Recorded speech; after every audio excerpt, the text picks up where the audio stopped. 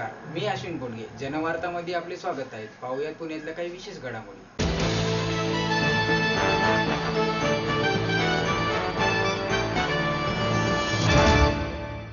Akshardhara book गॅलरीतर्फे आयोजित केलेल्या कार्यक्रमात डॉक्टर रवींद्र कोले आणि डॉक्टर सुमिता कोले यांनी आपले अनुभव कथन केले. माझा जन्म झाला शेगावला आणि आई वडील जसे संस्कार प्रत्येकच मुलावर करत असतात तसं त्यांचं बोट धरून मी शेगावमध्ये असणाऱ्या गजानन महाराज मंदिराच्या प्रवचन आणि कीर्तनांमध्ये मला समजण्याच्या आधीपासूनच सहभागी होत होतो आणि त्यातनं कुठेतरी संत वाङ्मयाशी संबंध आला आणि त्याचा संस्कार हा झाला असं मला वाटतं. सोबतच आमचे जे शिक्षक होते, विशेषतः आमचे मुख्याध्यापक, आपल्या पायाची चप्पल कुणी अडवाणी रस्त्याने चाललेला आहे आणि मी सायकलवर जातो आहे, मला गरज नाही त्या चपलेची, या भावनेने काढून देत होते. त्यामुळे आम्ही नेहमी सरांच्या पायात चप्पल नसली की ठरवायचं की सरांनी कोणाला तरी दिली. ही जी भावना आहे ती लहानपणी मनात रुजली आणि त्याचा मेडिकल कॉलेजमध्ये गेल्यानंतर प्रश्न आला की ते विचार टिकून ठेवण्याचा. त्याच्यासाठी दोन गोष्टी मला महत्त्वाच्या वाटतात. एक तर माझे समविचारी मित्र की ज्यांनी मला मेडिकल कॉलेजच्या आमिषांना बळी पडू दिलं नाही. त्याच्यातील सगळ्यात वाईट गोष्टी असतात. दुर्दैव आहे मेडिकल कॉलेजचं, चांगल्यापेक्षा जास्त वाईट असते. आणि आमच्या मित्र मात्र चांगले मिळाले की त्यांनी त्याच्यापासून मला रोखलं. आणि वाचनालय, मग वर्धेला शिकायला होतो 11वी-12वी, त्यावेळी गांधी ज्ञान मंदिरचं वाचनालय मिळालं, जिल्हा वाचनालय मिळालं. आणि जेव्हा नागपूरला गेलो होता तर खजिनाच मिळाला. रामकृष्ण मिशनचं वाचनालय तिथे होतं आणि त्यातनं अनेक पुस्तकं, विशेषतः धार्मिक पुस्तकं वाचायला मिळाली. वेगवेगळे विचार समजून घेता आले आणि त्यातनं कुठेतरी बिटवीन द लाईन्स असं वाटायला लागलं की सर्व धर्मांमध्ये सार एकच आहे की शेजाऱ्याला मदत करायची आहे. मी शिकलो, मेडिकल कॉलेजमध्ये शिकलो, पण जास्तीत जास्त माझा वेळ हा रामकृष्ण मिशनच्या वाचनालयात दिला. पेशंट होतो हृदयविकाराचा, त्यामुळे सतत लहानपणापासून तळहाताच्या फोडाचं काही वडिलांनी वाढवलं होतं. घरातून पलंगा उचलायचं, शाळेत पोचवायचं, शाळेतून आल्यानंतर पुन्हा पलंगावर, आणि त्यातून मैदानात जाता आलं नाही. त्यामुळे शरीराची पिळपळ राहिली, उंची वाढली नाही.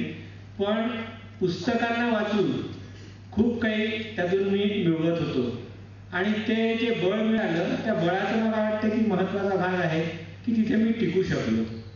पैरागडला जाण्याचं ठरवणं, उलट मी तर असं म्हणतो की तुम्ही जे चित्र मांडलं त्याच्या अगदी विरुद्ध आहे की माझी ती नैतिक जबाबदारीच होती की मी जर पेशंट होतो, मला रेल्वेची फॅसिलिटी होती, मी मुंबईला जाऊ शकलो, पण ज्यांना ती सोय नाही आहे त्यांच्यापर्यंत ती सोय पोहोचवणं. मेडिकल कॉलेजमध्ये कुठले पेशंट यायचे? आदिवासी भागातले, विशेषतः छत्तीसगड, बस्तर, जगदलपूर या भागातून नागपूर मेडिकल कॉलेजला पेशंट यायचे आणि त्यांच्यापर्यंत मी जाणं हे आवश्यक आहे. खूप ॲडव्हान्स आजार घेऊन यायचे.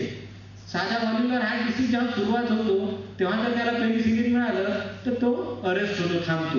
पण त्यावेळी जर त्याला नाही मिळालं तर मग तो फेल्युअरमध्ये जातो आणि फेल्युअरमध्ये गेलेला पेशंट हॉस्पिटलला येऊनही त्याच्यावर काही ऑपरेट करता येत नाही, त्याला काही औषधांनी फायदा होत नाही आणि एक तरुण 20व्या वर्षी मृत्यूला सामोरा जातो. कारण असतं की त्याला एक पेनिसिलिनचं इंजेक्शन हे मिळालेलं नाही जेव्हा तो लहान होता. आणि ती मी माझी जबाबदारी मानली आणि मला विशेष अट्रॅक्ट केलं ते म्हणजे डेव्हिड व्हर्नरच्या where there is no doctor या पुस्तकाच्या कव्हर पेज. कव्हर पेज मला वाटतं खूप महत्त्वाचं असतं पुस्तकाचं. आणि जेव्हा मी हे पुस्तक पाहिलं तर रवी मुकुल सरांचे मला आभार म्हणावेसे वाटतात की त्यांनी या भवानीला प्रसन्न ठेवण्यासाठी रोडगा वाहिनी तुला, अनेक लोक विचारतात हे काय आहे, हा रोडगा आहे. आणि तर रोडगा वाहण्याचं जे काम आहे ते त्यांनी केलं. मी नागपूरची, नागपुरातच शिक्षण केलेली आहे आणि अगदी शहरातल्या मुली असतात तशाच पद्धतीने मोठी झाली. त्यांच्याच फॅशन्स, स्लीवलेस, लिपस्टिक, साडी परत मॅडमसारखं मॅचिंग. आणि मग मात्र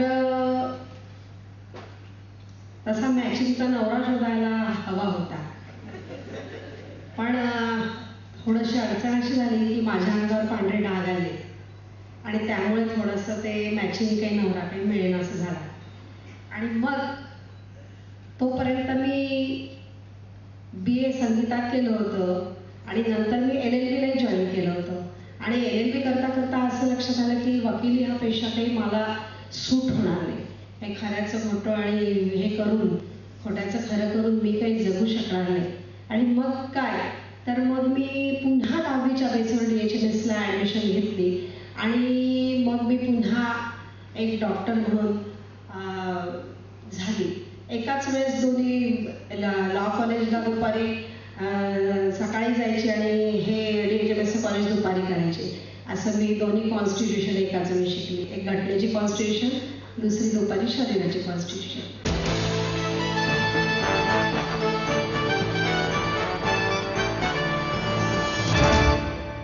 आपलं स्वप्न, आपलं मन, आपलं स्वतःचं घर हेच खरं धन. समृद्ध जीवन पार्क सादर करत आहे 140 फ्लॅट्सची एक प्रशस्त गृह योजना. कात्रज कोंढवा रोडवर बिबवेवाडीपासून फक्त 2 किलोमीटर अंतरावर आपल्या आर्थिक गणितात बसणारे 1 व 2 BHK फ्लॅट्स. तब्बल 3 मजली पार्किंग सह ऐस पैस गार्डन, क्लब हाऊस आणि इतर सुविधांनी सुसज्ज. बुकिंग साठी संपर्क 9850 937 373 9850 947 373. समृद्ध जीवन, नांदी सौभाग्याची, सुरुवात प्रगतीची.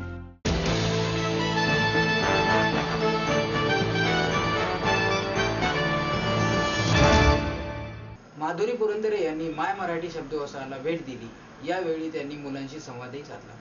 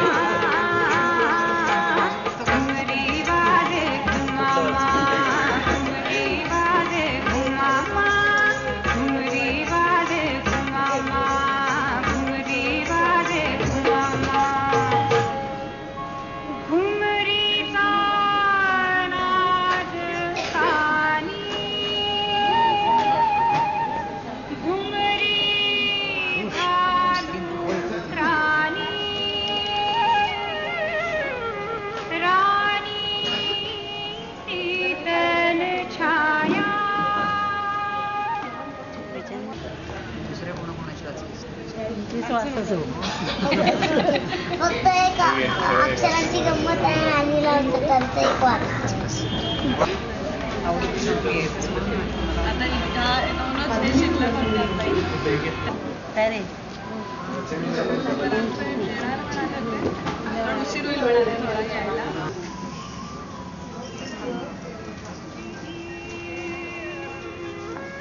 तुझ मज कैची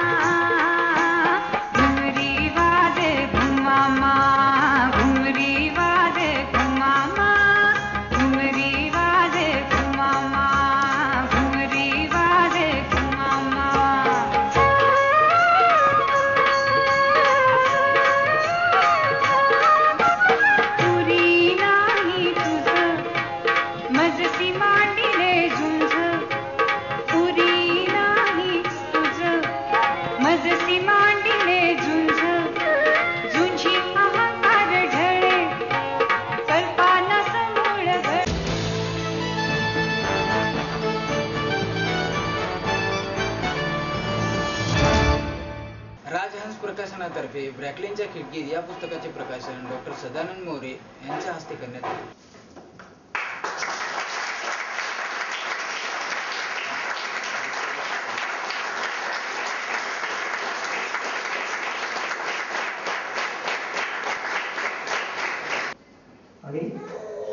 लिखाणाची उर्मी, लिखाणाची क्षमता असलेला माणूस परदेशी जातो आणि तो सुद्धा अशा काळामध्ये की जो एक संक्रमणाचा काळ आहे आणि तो देश सुद्धा काही साधा सुद्धा देश नाही, तो म्हणजे इंग्लंड, की ज्याचं राज्य आपल्यावरती जर होतं भारतावरती, परंतु जगाच्या पाठीवर ज्याच्यावरचा सूर्य मावळत नाही अशी लोकांची समजूत होती. इतकं ते व्यापक होतं असा तो देश आहे. आणि त्या देशामध्ये काही काळ वास्तव्य केलं, इतरत्रही ते प्रदेशी गेले आहेत. त्यामुळं ऍक्च्युअली हे काही इंग्लंड पुरतं मर्यादित असलेलं पुस्तक नाही.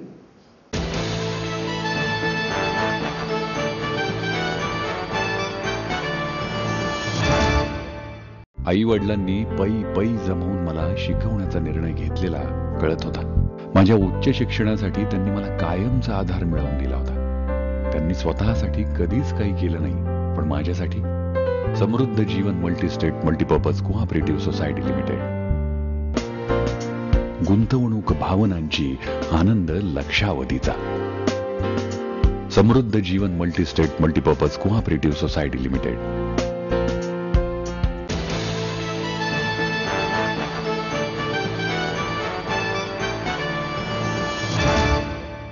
PMP मिशन 100 and 100 या मोहिमेची आखणी करण्यात आली आहे, अशी माहिती PMP मंचाचे जुगल राठे यांनी पत्रकार परिषदेत दिली. मागचे 7 वर्ष आपण प्रवासी मंचामार्फत पुणे आणि पिंपरी चिंचवडच्या 60 लाख प्रवाशांना नागरिकांसाठी असलेली एकमेव सार्वजनिक वाहतूक व्यवस्था PMPML, त्या प्रवाशांच्या समस्या प्रशासनापर्यंत, शासनापर्यंत पोहोचवून त्यातनं काही मार्ग काढण्या, त्यांचं प्रवास सुसह्य व्हावं यासाठी प्रयत्नशील आहोत. नागरिकांचा एक दबावगट त्यातनं निर्माण व्हावा, सुशासनासाठी नागरिकांचा सहभाग त्याच्यात वाढावा, म्हणून आपण अशा पद्धतीचे एक प्रवासी मंच कार्यरत आहे. त्यात अनेक वेळा अनेक प्रयत्न होऊन दरवाढचा प्रश्न असेल किंवा सुरक्षेचा जीवघेणे होणाऱ्या अपघाताचा प्रश्न असेल किंवा बसच्या संख्येचा भाग असेल, बस थांब्याची दुर्दशा किंवा उधळपट्टी असेल, अशा अनेक प्रश्न आम्ही मागचे अनेक 5-6 वर्षे हाताळतो. यातून असं लक्षात येतं की प्रवाशांचा संस्थेवरचा म्हणजे PMPवरचा विश्वास उडाला आहे. त्यांची कनेक्शन तुटलेलं आहे. PMP त्यांना आपली वाटत नाही आणि त्यामुळं प्रवाशांची संख्या घटते, PMPचा तोटा वाढतोय आणि हाल जास्तीत जास्त दररोज वाईट होत चाललेला आहे. यातून मार्ग काढण्यासाठी स्वतः प्रवासी जो बसनी प्रवास करतो त्याचा संवाद प्रशासनाची PMP व्यवस्थापनाशी थेट व्हावा आणि त्याच्या अडचणी थेट त्यांच्यापर्यंत पोहोचाव्या. असं दरवेळेस असंच असतं असं नाही की ते करायचीच इच्छाच नाही किंवा जाणून बुजून प्रवाशांना त्रास देतात, असं दरवेळेस असेलच अशातला भाग नाही. पण काही मंडळी, त्यात कोणी सेवक असेल, व्यवस्थापक असेल, काही मंडळीचे हितसंबंध वेगळे असतात, ते करत असतील, तर त्यातनं प्रवाशांचा असा एक गट विचार किंवा एक प्रेशर ग्रुप तयार व्हावा, जेणेकरून चांगलं काम करणाऱ्याला पाठबळ मिळावं. ते व्यवस्थापन असेल, त्यांना निधीसाठी भांडायचं असेल, त्याचे अधिकार वाढवण्यासाठी भांडायचं असेल तर त्यांना पाठबळ मिळावं. त्याचबरोबर ते भ्रष्टाचार करत असतील, अकार्यक्षम असतील, जाणून बुजून काहीतरी मिसचिफ करत असतील, ते त्या युनियनच्या पद्धतीनं असेल किंवा आणखी कशाही माध्यमातून असेल तर त्यांना कुठेतरी वचक बसावा. या अनुषंगाने प्रवासी आणि PMP याचा दुवा जोडण्यासाठी, त्याच्यात विश्वास निर्माण करण्यासाठी आणि त्यातून प्रवाशांच्या आपुलकी निर्माण झाल्याने प्रवाशांची संख्या वाढावी आणि त्यातून पुण्याचा मुख्य वाहतुकीचा प्रश्न आहे आणि आज 30 लाखापेक्षा जास्त वाहनं झालेली आहेत. तुम्ही रस्ते कितीही रुंद केले, उड्डाणपूल केले, सबवे केले, ग्रेड सेपरेटर केले, त्यातून प्रश्न सुटणार नाही. जागतिक मान्यता आहे की प्रश्न सोडवण्यासाठी एकच आणि एकमेव मार्ग आहे, त्याच्यासाठी सक्षम, सुरक्षित, स्वस्त आणि भरवशाची अशी सार्वजनिक वाहतूक व्यवस्था असली पाहिजे. ती दरी दूर करण्यासाठी आम्ही मिशन PMP 100 at 100 असा एक मोहीम सुरू केली. त्याच्यात बसनी प्रवास करणारे 100 प्रवासी निवडलेले आहेत. त्यांच्याकडनं आम्ही अंडरटेकिंग घेतलंय की ते बसनी प्रवास करतील आणि करताहेत. त्यांनी आपल्या प्रवासासंबंधीचा रोज एक निरीक्षण PMP हेल्पलाईनला नोंदवायचं आहे. त्याच्यात त्याचं कौतुकही असू शकतं, सूचनाही असू शकते किंवा तक्रारी असू शकते. तर हे नोंदवल्याने 100 लोक पुढचे 100 दिवस रोज अशी एक तक्रार किंवा सूचना तिथं नोंदवतील आणि यातून पुढच्या 100 दिवसात 10,000 अशा निरीक्षणांचं एक मोठी डेटाबेस आमच्याकडे तयार होईल, जे त्यांना रोजच्या अडचणी आहेत आणि त्यातनं एक कुठल्या पाठीने असे म्हणणारे जर 2,000 तक्रारी असल्या तर ते कोणीही व्यवस्था असेल त्यांना टाळता येणार नाही. अशा पद्धतीने आपले प्रश्न आपण सोडवून घेण्यासाठी, चांगलं काम करणाऱ्याला सहकार्य करण्यासाठी, चुकीचं करणाऱ्याला वचक निर्माण करण्यासाठी, त्यांचे अधिकार शासन किंवा केंद्र शासन राज्य शासनाच्या दरबारी सुद्धा त्यांचा आवाज बळकट करण्यासाठी, वाढवण्यासाठी ही मोहीम आम्ही राबवतोय. उद्या 1 तारखेला सकाळी 11 वाजता स्वातंत्र्यवीर सावरकर स्मारक डेक्कन कॉर्नर कर्वे रोडला जिथं आहे तिथून याचा शुभारंभ होणार आहे. तुम्ही म्हणाल हेल्पलाईनचं शुभारंभाचा काय प्रकार आहे? हेल्पलाईनला फोन केला की शुभारंभ झाला. तीच व्यवस्था आम्ही ह्या काही मान्यवरांना विनंती केली की तुम्ही बसनी तिथं यायचं आणि बसमधने येताना तुमचा जो काही अनुभव असेल, त्याचं निरीक्षण असेल, तिथून जागेवरूनच तुम्ही बस हेल्पलाईनला फोन करून नोंदवायचा, तक्रार क्रमांक घ्यायचा. असे 7 लोकांनी ते मान्य केलंय. एकंदरीत 100 लोकांमध्ये किती व्यक्तींचा समावेश या हेल्पलाईनमध्ये तुम्ही केला गेला?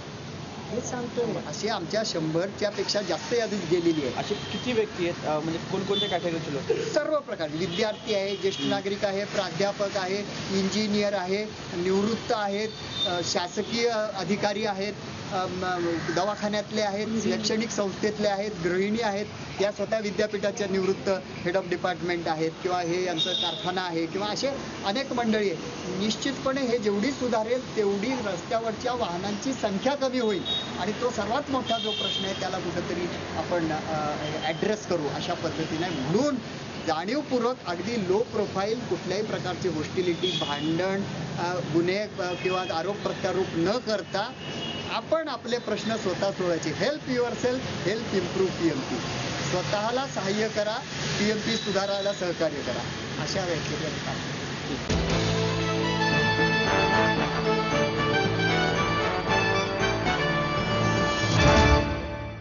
माहेर सोडून सासरी आले. इथेही प्रेमाची, मायेची माणसं होती, पण माझं भविष्य सुरक्षित आहे याचा आनंद, आत्मविश्वास वाढवणारा होता.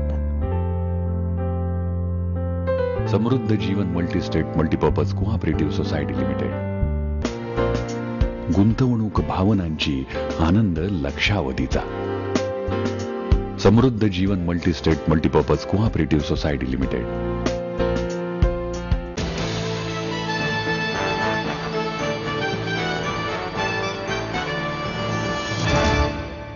केंद्र शासनाने केलेल्या गॅस दरवाढीच्या निषेधार्थ काँग्रेसच्या वतीने आंदोलन करण्यात आले. यावेळी मोदी सरकारचा निषेध करण्यात आला.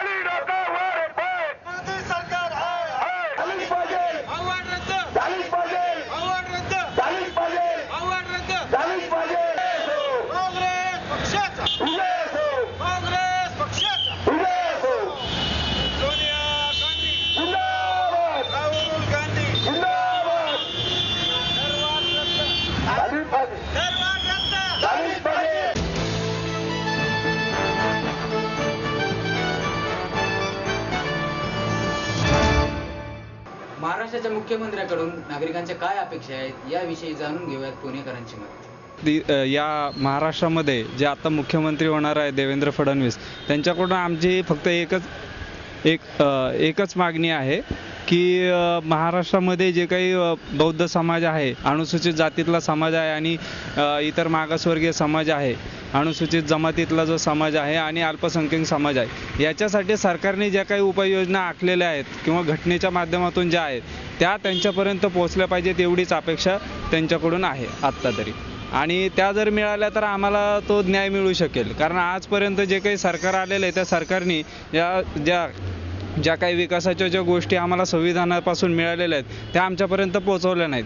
त्या पोहोचवल्या नसल्यामुळं आमचा विकास खुंटलेला आहे आणि जरी विकास खुंटला तरी आम्हाला संरक्षणसुद्धा मिळत नाही आहे. अशा बऱ्याचशा गोष्टी आहेत तर त्या त्यांनी कराव्यात एवढंच आमचं त्यांना म्हणणं आहे. ओवाळ, मी गंगाधर ओवाळ.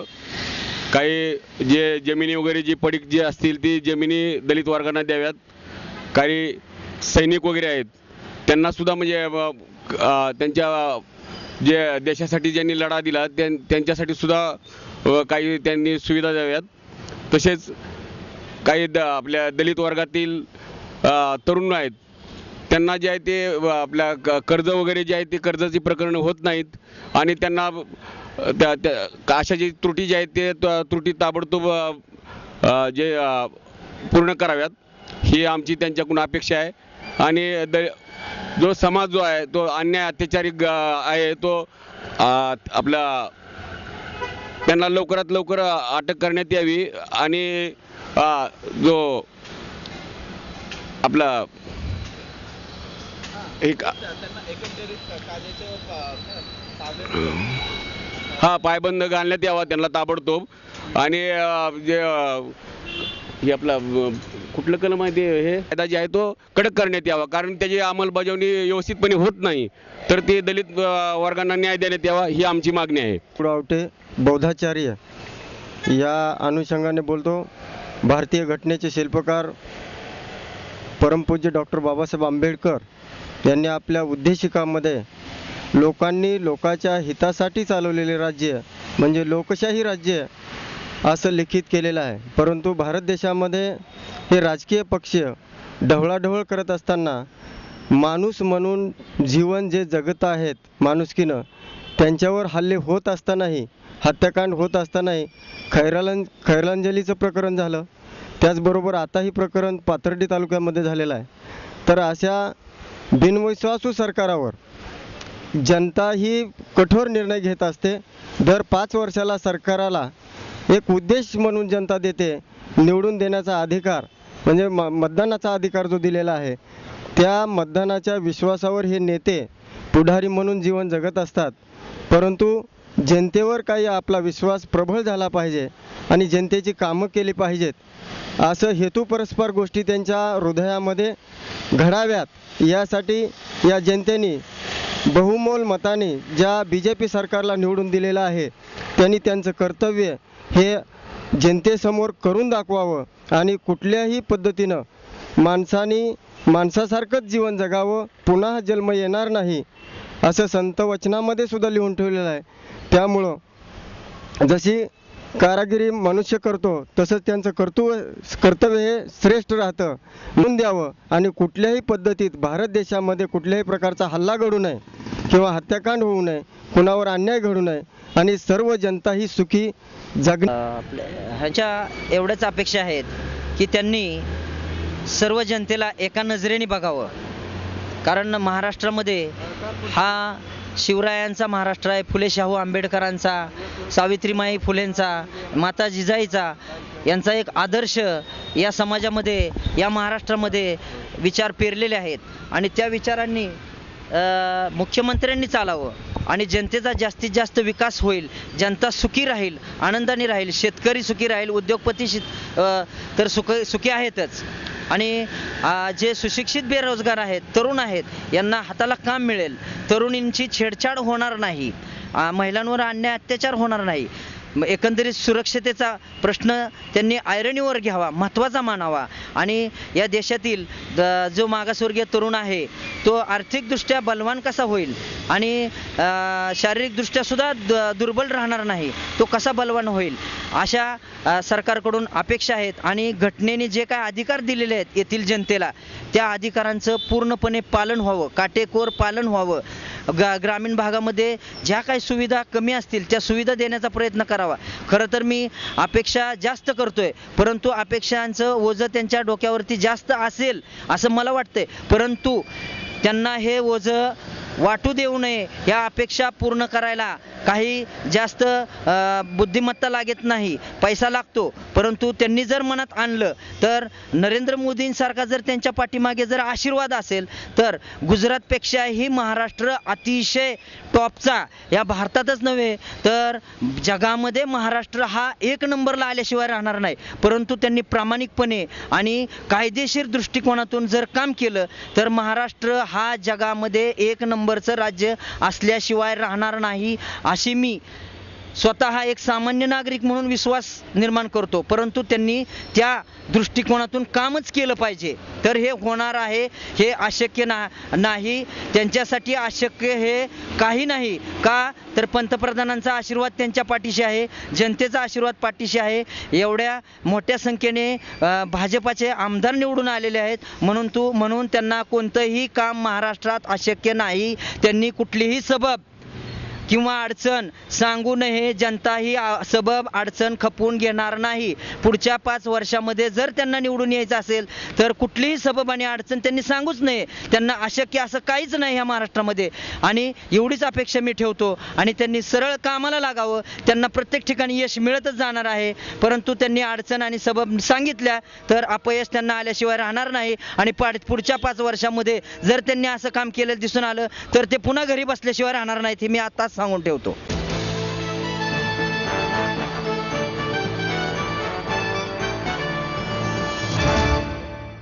आजच्या बातमीपत्रात इथेच थांबूया. नमस्कार.